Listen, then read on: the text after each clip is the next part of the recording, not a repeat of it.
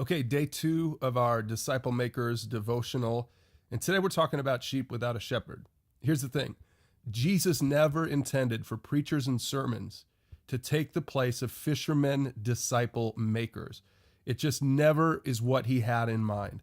I think the church that we have today, he would, for the most part, be very sad about because we have so many consumers. Let's take a look. Matthew chapter 9, it says, Jesus traveled through all the towns and villages in that area, teaching in the synagogues and announcing the good news about the kingdom. He also healed every kind of disease and illness. So just pay attention. He went around preaching. But look at what happens next. When he saw the crowds, he had compassion on them because they were confused and helpless like sheep without a shepherd. Now, if you stop and think about it, well, wait a second. Isn't he their shepherd? Isn't Jesus the good shepherd? He just taught them. He just healed a bunch of them. He went around preaching. Why is he sad?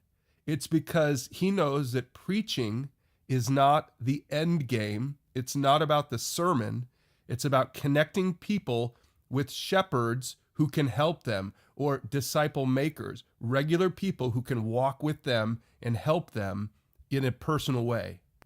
Now look at what he does next. He turns to his disciples and he said, hey, the harvest is great, but the workers are few. So pray to the Lord who's in charge of the harvest and ask him to send workers into his fields. Now, this is interesting because if you want to go ahead and open up your Bible and read the next chapter, you'll see in chapter 10, Jesus sent out his disciples into the fields 2 by 2, and he sent them out to go make disciples. In other words, Jesus wasn't satisfied with a sermon, even a great sermon like his sermon, right? He went around teaching. He knew that that wasn't enough. So here's what I want you to journal on and think about and pray about.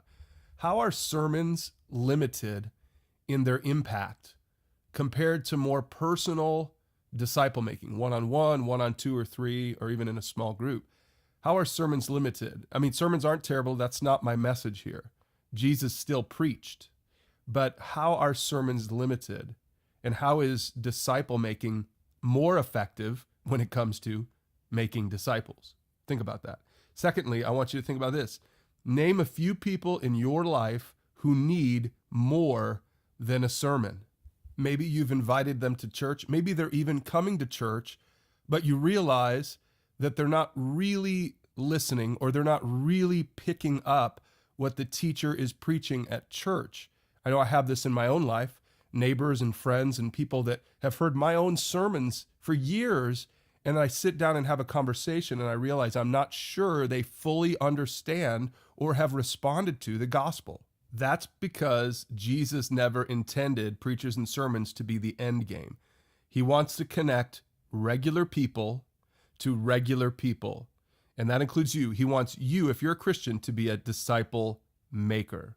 Think about it, pray about it, journal on it, and we'll see you tomorrow for day 3.